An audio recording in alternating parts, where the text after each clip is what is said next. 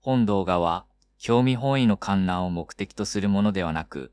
歴史的な原点資料に基づき、近代日本文学の真相を探求する文学的ドキュメンタリーです。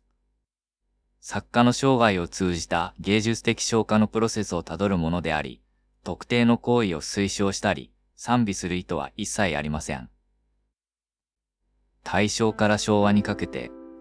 東京本郷の菊坂に存在した幻の洋式ホテル、菊藤ホテル。前回の動画では、女主人の菊江の、まあええわな、という柔和な言葉に包まれ、大杉栄や竹久夢二、直木35といった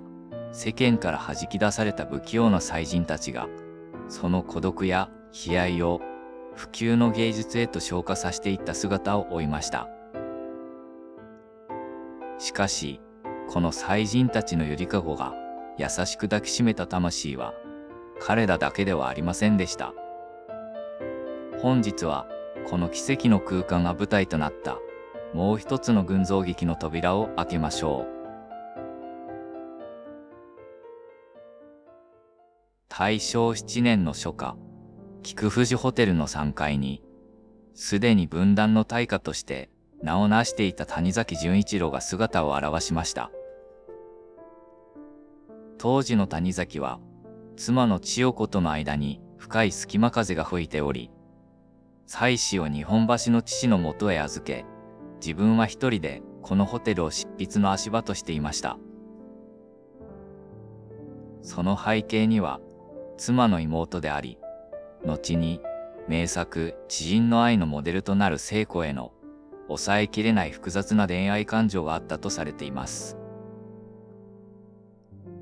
谷崎にとって菊藤ホテルは、既存の家族制度や社会規範の重圧から逃れ、妻の目をかすめて、自らの美意識に忠実に生きるための避難所でした。彼は、この年の秋から冬にかけて、中国へ旅行に出ますが、帰国すると、菊藤ホテルの3階、23番の部屋へ、懇意にしていた舞踏家の石井幕夫人、八重子を招き入れます。そして、中国土産として買ってきた高価な栗色のリスの継ぎ毛皮を広げ、わざわざ仕立て屋をホテルに呼んで、彼女のために豪華なウォーバーをあつらえさせました。また、ある朝、谷崎の部屋を訪れた八重子が、菊池寛が当時評判の新劇女優、伊沢蘭者と連れ立ってホテルを抜け出していく現場に遭遇したという逸話も残っています。そんな分断の入り組んだ人間模様が、このホテルでは日常茶飯事でした。谷崎はたびたびホテルを出たり入ったりを繰り返していましたが、彼の帳尻は常に600円という莫大な赤字を抱えていたといいます。現在の価値にすれば数百万円にもなる滞納です。それでもホテル側が彼を許容し続けた背景には、世俗的な計算の枠組みに収まりきらない巨大な芸術家のエゴイズムと、それを静かに受け入れたホテルの得意な寛容さがありました。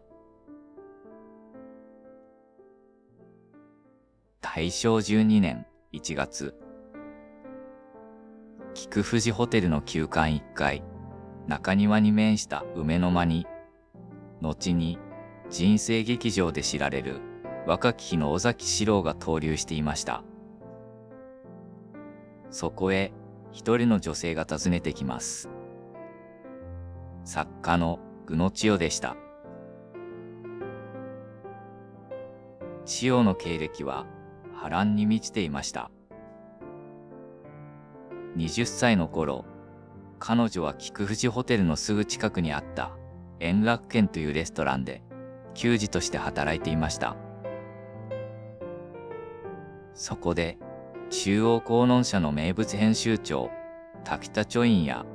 芥川龍之介らと顔なじみになり、文学を志すようになったのです。その後、彼女はいとこと結婚して、北海道の札幌に移り住んでいましたが、大正10年、時事新報の検証小説に見事1等で当選します。この時、同じ検証の2等に入賞していたのが尾崎士郎でした。二人は中央公論社の編集室で初めて顔を合わせ、急速に惹かれ合います。そして、室伏後進の案内で、千代が尾崎の住む菊藤ホテルの梅の間を訪れた夜、二人の運命は決定的なものになりました。尾崎は千代のために隣の竹の間を用意させました。しかし、それは燃え上がった若い二人の情熱の前に、何の抑制にも役立ちませんでした。千代は、遠い北海道の地に、戸籍上の夫が待っていることを尾崎に告げぬまま、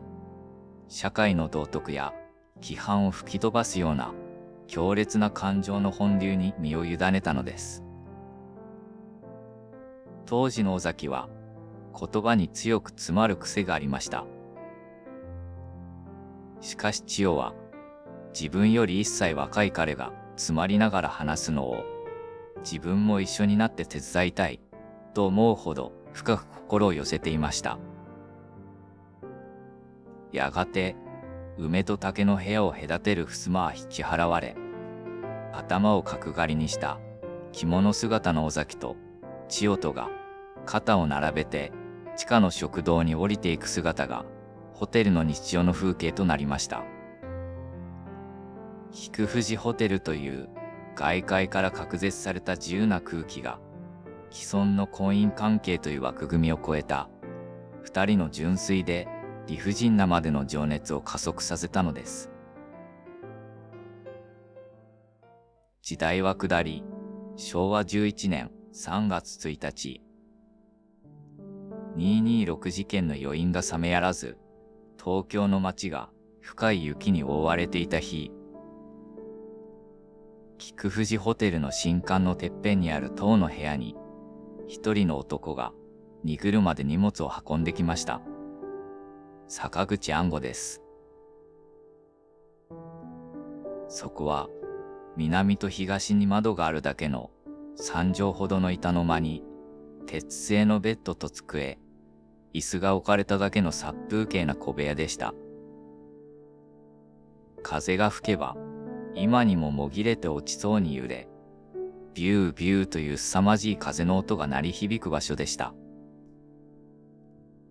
当時の安吾は、最も深い虚無感と孤独の底にありました。彼は、美しく誠実な作家、矢田つせ子と深く愛し合っていました。しかし、つせ子に新聞社の部長との黒い噂があることが発覚し、二人の関係は歪み始めます。安吾の強烈な個性と、作家として自立しようとするつせ子はすれ違い、ある日、フランス料理を食べた後に、安吾はこの塔の部屋へ彼女を誘い、ただ一度だけ接吻を交わした夜、それが決定的な別れとなりました。その直後、安吾から絶縁の手紙が送られたのです。失恋の痛手と文学的なスランプが重なり、安吾の生活は荒廃しきっていました。宿代も払えず、食事にもことかく毎日。そんな安吾の姿を見かねて手を差し伸べたのが、ホテルの向かいにあった葬儀店の次男、松下喜平でした。松下は、朝になるとドテラ姿でのっそりと現れる安吾のために、親の目を盗んで裏木戸から酒や缶詰を運び入れ、安吾が外で飲みたいと言えば、本屋で高価な本をつけで買い、それを古本屋で売って酒代を作るなど、献身的に世話をしました。また、安吾の部屋には、彼に惚れ込んだ女型役者や、似顔絵描きの男、おでん屋の主人など、様々な人が出入りしていました。暗号は、木枯らしが吹きすさぶ塔の部屋で、綿のはみ出したドテラを着込み、そうした市井の人々と交わりながら、極貧の中で自己の実存を極限まで見つめ直す作業に没頭したのです。やがて、東京にいることがやりきれなくなった暗号は、京都への脱出を決意します。暗号がホテルを去る日、滞納した部屋代の方として、一本の掛け軸が残されました。それはもともと、画家の河野道清が、貧窮する暗号を救おうと送った竹の絵でした。そこには、暗号の才能を誰よりも認め、無条件に愛した尾崎士郎の手によって、暗号よ、梅の花のように貧寒に甘んじるな、桜となれ、という祈りとともに、次のような熱い賛が記されていました。当代ジャーナリズムの暴力の中にありて、よしや散るとも桜となれかし。谷崎潤一郎、尾崎士郎、宇野千代、坂口安吾。彼らもまた、菊藤ホテルという奇跡の空間に、一時的なゆりかごを求め、それぞれの傷を癒し、あるいは新たな傷を負いながら、再び激動の時代へと旅立っていきました。世間から見れば、妻を欺き、夫を捨て、あるいは借金をして生きる彼らの行動は、わがままで破天荒なものに映るかもしれません。しかしその背景には、自らの芸術や愛に対して、どこまでも不器用で純粋であろうとした切実な人間の姿があります。社会の枠組みと激しく衝突しながらも、ありのままの自分を貫こうとした彼らの生き様は、現代の私たちが抱える孤独や生きづらさに対して、どのようなメッセージを投げかけているのでしょうか。ぜひコメント欄で皆様の解釈を教えてください。このチャンネルでは、資料の裏側に隠された人間臭すぎる素顔を紹介しています。実はこんな説もあるといった情報や内容の補足等ありましたら、些細なことでもコメントにとお知らせください。また、この動画が少しでもいいと思いましたら、チャンネル登録と高評価をいただけますと幸いです。